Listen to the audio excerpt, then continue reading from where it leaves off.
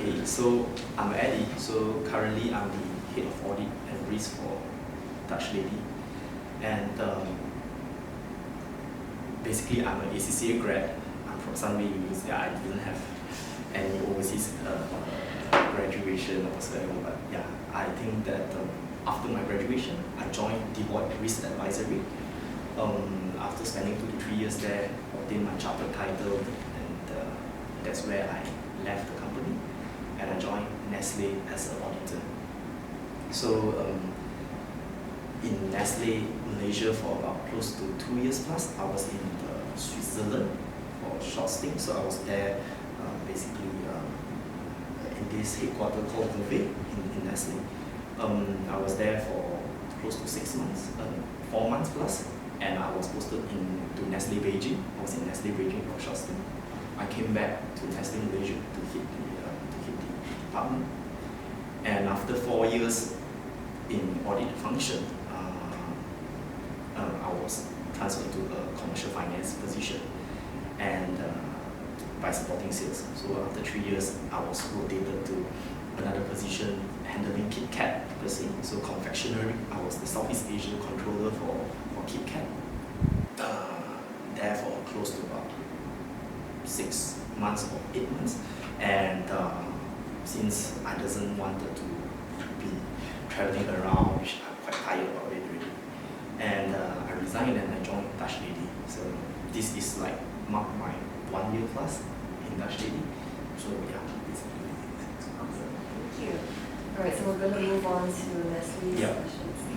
First question is, what is the nature of this business? I would say that these fast-moving consumer goods, FMCG, so it's under the food and beverage company. So it's the largest F&B in the world. Yeah. And the business is situated where? So it's actually in Petaling Jaya. So the Nestle Malaysia office, but then the headquarters is basically in the Switzerland, Vevey. Yeah. So Nestle's, so Switzerland is the headquarters. Yeah. So they were the founders. Yes. Right, and so they expanded to Malaysia, and were there other countries that they expanded to? So, yeah, so apart from Malaysia, they are present in close to about another 76 countries. Yeah, 76 countries across the world. Is there a specific name for the founder of the business? Henry Nestle. So. Alright. Is there, I'm not sure if you know, but if you could tell us the reason for his starting of the business, that would be great. I think they started off so what happened is that during the World War I, everyone is on chaos, and everyone is like chaotic and so, and then he realized that a lot of mother couldn't breastfeed, and so he come up with the infant formula, which is under the brand of Nestle, and he created the company. So. Could you briefly tell us the business history? Again, it started off with that. Then they expanded going through acquisition. So one of the major acquisition is Maggi. So they acquired Maggi back in, I think, close to 90 years ago. And then they start to acquire quite a few brands as well. So people like, I don't know if you heard of this brand called Purina. So it's basically the dog food and Alpo and stuff. And then we have, they have also like KitKat is also one of the major brands. And Nespresso, Nestle Water, which is they call San Pellegrino, Perrier, Nestle Water, and of course, this is the major acquisition. Would you know the active members in the business? Active member, I would say that basically is the entire board that would be active member, and the shareholder basically is this is a public listed company, so it's owned by various shareholders. Would you know how many people specifically? They are close to about 86,000 people across worldwide. Oh wow. So meaning these 86,000 people, yeah, they all own the company in No, some. they are employees. They're employees. So would you know? You mean the shareholder? Yeah. So we wouldn't. Actually, it's a public listed company, so that means there is a lot of shareholders in the company. So it like people, you and me might be shareholders as well. Right. Understand. Okay. So what's the vision and mission of the business? To be their vision mission is to be the leading nutrition company in the world.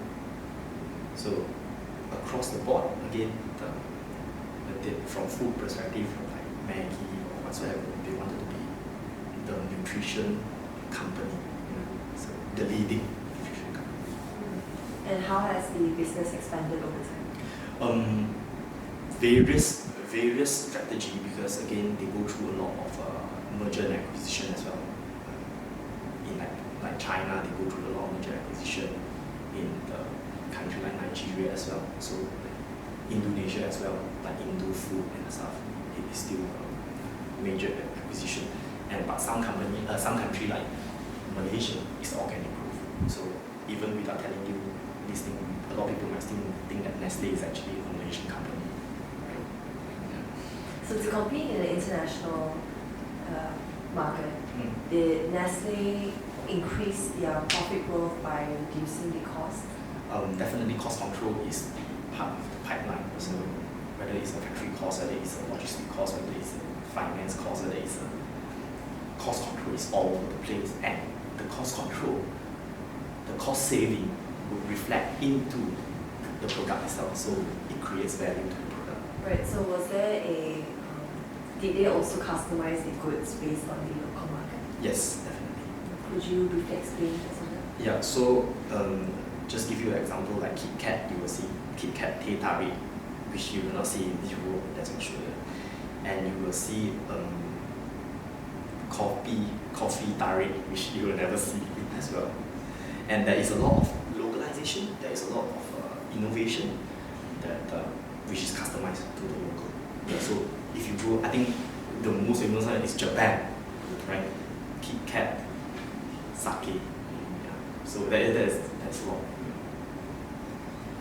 How about the international strategy, which is did Nestle produce goods in Switzerland and then directly from Switzerland move over to Malaysia?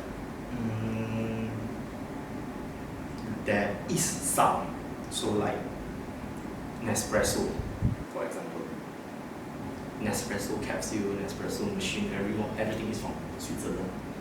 And there is also, most of it is locally produced. I think like Nestle water is definitely from Switzerland. Alright, so did the firm try to simultaneously achieve low cost and also differentiate the product offerings?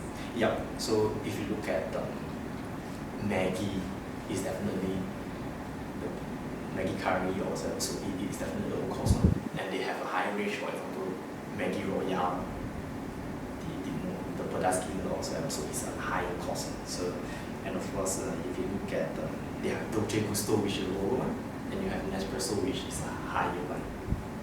So it is always a premiumization and affordability. So to sum it all up, for Nestle, they created the value by using two strategies, which is the low cost strategy, which means lowering costs. Yeah. Right? And they also use a differentiation strategy, which is adding value to the product to increase sales. Yeah, correct. So, okay. Next question. Maybe to top up on that is that it's important to understand that all company, there is affordability range, there is premiumization. It's true. How does the split does is that the affordability build your base. Yeah. The premiumization build your margin. Right? So I'm selling a very expensive stuff, which it gives me margin. The sales might not be a lot, but it gives me the margin. But affordability build the base. You just imagine if a factory only produce premiumized product, who's going to share my cost? Right? So I still need a bigger base to share my cost. Yeah, that's a good one. So what are the primary and support activities? Meaning the ones that are in-sourced and outsourced. So R&D is that? In-source. It's in-house. Alright, so R&D correct me if I'm wrong, Yeah. R&D, production, marketing and sales, as well as customer service are all All. internal, right? Yeah. And as for information systems, logistics are outsourced, Yes, correct. and human resources are In-source. Correct. Okay, I like how we're moving faster. Yeah. We're Go through the learning curve. Yeah, and how did the company increase the profit through international expansion? Same thing as well. Nestle is even much bigger, which is that they have country that is making laws. I think they're looking at the entire zone as a whole. So like Asia Pacific, they might cover each other. So if Japan this year is not doing well, they might use Philippines to cover. So if Australia is not doing well, they might use Singapore to cover. Alright. And I have to ask this, did the firm leverage on the skills of the employees? Yes. Yeah. Okay. Can you just briefly explain a bit longer just for the video? Yeah. Yeah. Like the leverage. Leverage, yeah, so meaning do you fully utilize a finance skilled employee? Yeah, so I think that whether it's Nestle or whatever MNC is that we need to make sure that whoever fits the chair. So that means it's like if you are a finance specialist, and we need to make sure that the skill set is there. We need to make sure that whatever that you are good at, you are being placed at the seat, at the chair that you actually could perform. Yeah. So this is always the core thing, because people run the company, right? So I think people is the only asset which is the moving thing, which talent, growing talent and stuff. I think nobody could deny that, and it's not to say that after you join, you are in a finance profession, you couldn't move within function.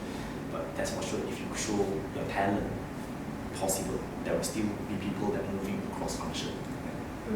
Was there a incentive system that encouraged local employees to acquire new skills?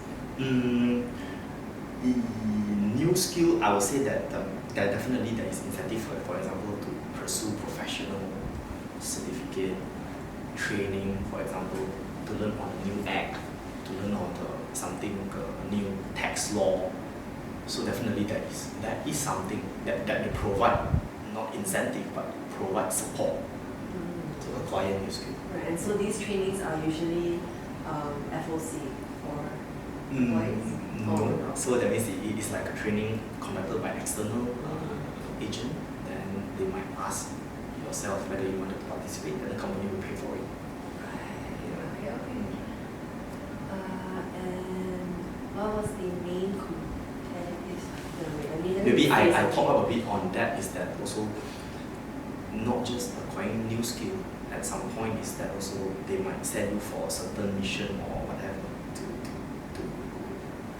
like, for example, myself, they might say, hey, let's send you to Switzerland, which they didn't need to, but that is acquiring new skill, learning different culture, learning different skill set.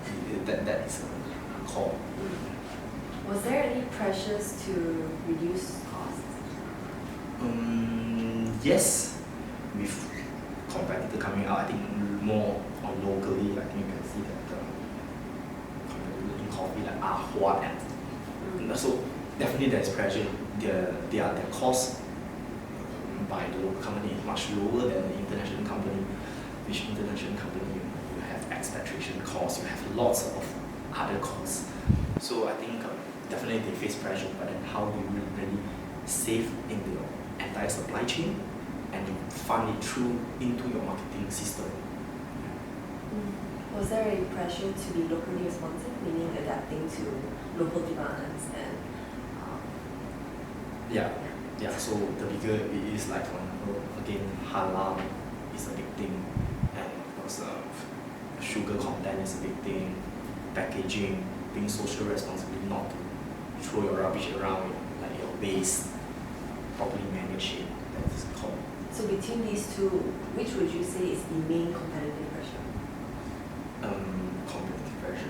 So which of these pressures would be the most primary or the most needed in the company? I think it's the content itself, because that would decide your company direction. Because like if you say you want to be a nutrition, so if your content contain too much of sugar, then it doesn't jive with your initial statement.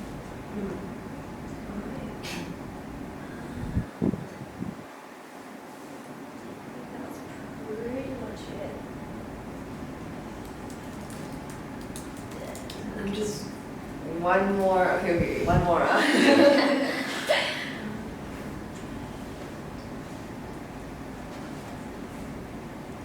Are there certain core competencies, which means skills within the firm that competitors cannot match or imitate?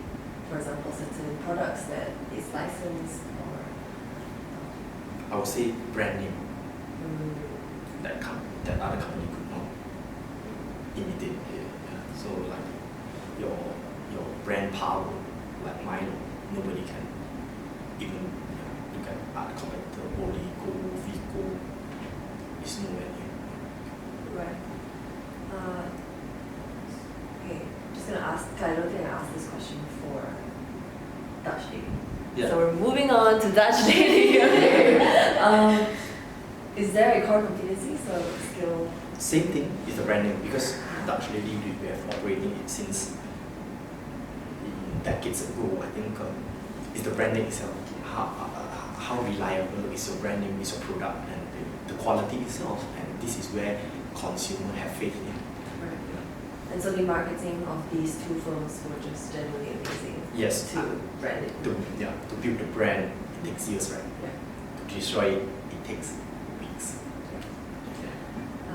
Okay, so in comparison of Dutch Lady and Nestle, could you differentiate a certain strategy or a certain way of doing things that is different? I would say it's different because Nestle is much bigger. I think there is a lot of much more bureaucratic, much more red tapes in between. Like if you talk about getting approval for certain stuff, it takes longer time because your organization is tall. Right? For Dutch Lady, the organization is relatively flat. You can make much faster decision making. Again, you can react to the market much faster, but also that might be certain risks that a lot of, for example, if it doesn't go through level, there might be decision that is not the right decision. So that is still pros and cons for both companies. But in terms of marketing it to the target group, would you say both companies are to similar markets? I think it's slightly different because there is some might be similar. For example, I don't think you heard of Nestle Just Milk. Have you heard of it?